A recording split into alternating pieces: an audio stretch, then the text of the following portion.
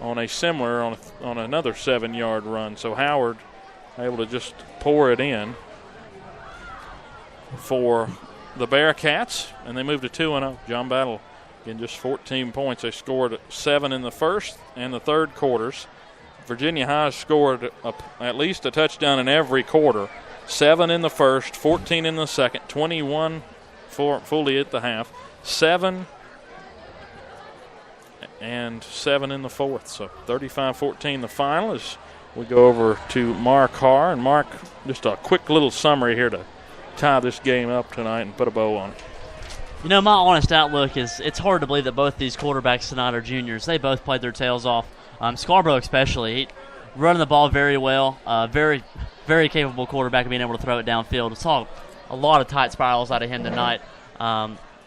Lathrop also the same way. Tight spirals, had that 60-yard pass that was really one of the big turning points in this game tonight.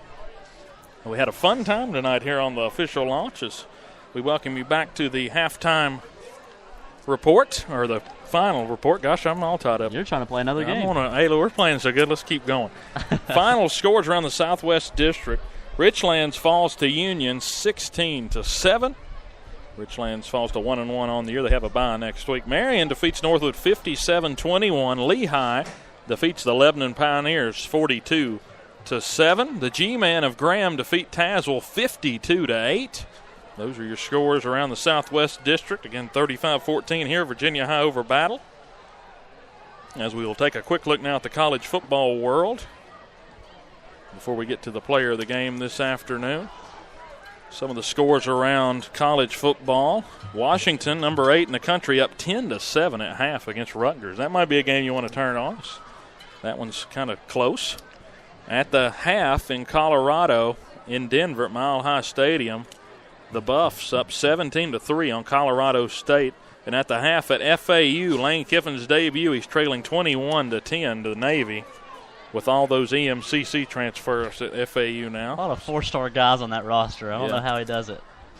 And Utah State leading number 9 Wisconsin. Get this 10-0 with 2:33 to go in the first quarter. And they've got the ball. So Utah State, of course, opened with Tennessee a couple of years ago. They were worried, but Tennessee ended up winning handily in that one. Boston College just kicked off against Northern Illinois. That one's scoreless. And Army with a 64-6 win over Fordham earlier today. So those are your scores. Of course, tomorrow afternoon got the real games getting kicked off, the big ones. Of course, there's some big ones. Alabama, Florida State. I think Cal and North Carolina will be a good one. And then, of course, you got Michigan, Florida. Not even You don't close. care about that one? Not even a close one.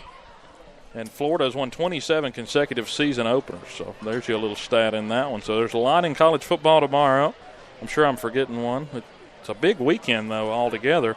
Sunday night you got West Virginia, Virginia Tech. It's a huge game, especially in this area. Texas A&M, UCLA later on that evening. And then Monday night the whole week's capped off in Atlanta. Tennessee against Georgia Tech in the new Mercedes-Benz Stadium as they finish off the weekend after Bama and Florida State play there. So it's going to be an interesting weekend altogether. I know tomorrow I'm going to sit at home and be pathetic all day and watch college football.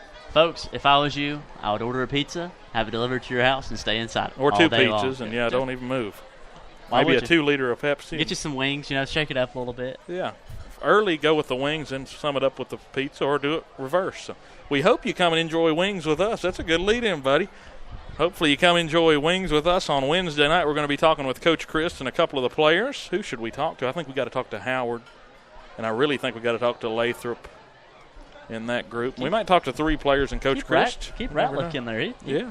Big place tonight. So we'll have to see. We got a lot we got to cover during Bearcat Sports Chat coming up at Buffalo Wild Wings, 6:30 on Wednesday afternoon at Exit 5 in Bristol as we get set for that big game next week.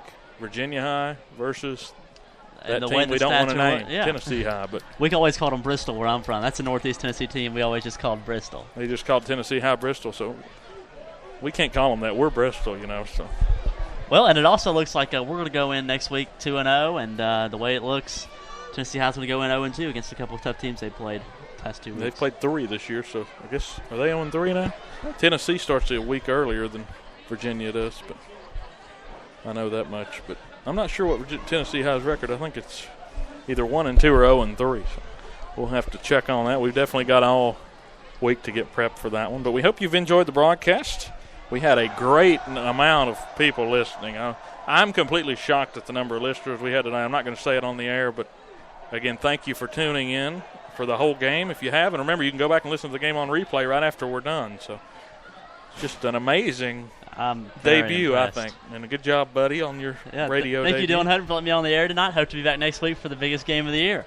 Yeah, the biggest game of the year next week. 35-14 tonight, though. Virginia High puts up 35 for the second straight week. They only allow 14 points in this ballgame. So the defense looked good again, so we'll have to see if they can keep it up against a very athletic Viking team coming in. Talk about averaging 7 points a game against the defense. So now let's go to your player of the game. Who do you have? You know, my player of the game is probably a little bit unconventional, but I say Colton Ratcliffe, man. With the big plays that he had on the special teams tonight, he really was the difference maker. The blocked punt, the field goal block, just a lot of big plays on his side tonight.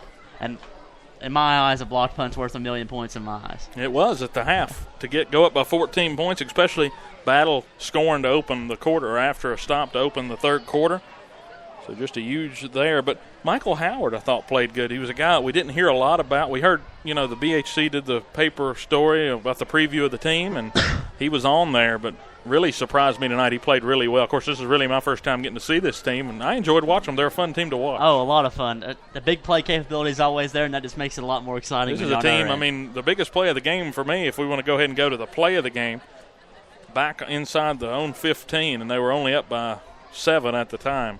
Lathrop throws a 60-yard pass on a little slant route that they were able to break free. Carroll got all the way down the field, and that was the biggest play of the game, and that's my play of the game. And someone pulled a shoelace just to get him down. Yeah, they barely got to him, but, that was the play of the game for me, and just a lot of clutch plays for Virginia High. And there's really not a bunch of plays you can say, well, we don't – there's a lot of plays where you can be like, we can get a little better on doing them, and I think sometimes we could have went upfield instead of getting lateral.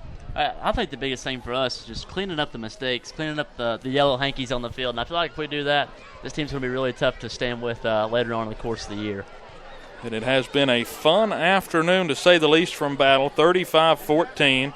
As we're going to say goodnight from Battle Hill. Again, this has been the launch of Bearcat Radio. First of many games. We're going to do them all here on Spreaker Radio. Remember, you can download the app and favorite the stream. Be sure to follow us on Twitter at VHS Bearcat Radio. Also on Facebook, just search Bearcat Radio, and we keep you up to date with everything going on. Again, Bearcat Chat coming up next on the show. We'll have it on Wednesday night, 6:30. We'll celebrate with Coach Christ over some wings and hamburgers at Buffalo Wild Wings. You should come out, too, and enjoy it as we try to get set for VT week. But for tonight, 35-14 over John Battle. And from Dylan Hutton, Mark Harr, and everyone at Virginia High, thank you for tuning in, and so long from John Battle High School. And 2-0 are the Bearcats after tonight's win.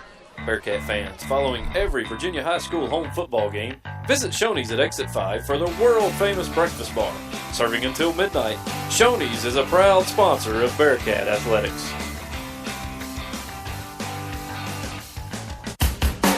Listen to Virginia High School football on your computer or mobile device at Spreaker.com/Bearcat Radio.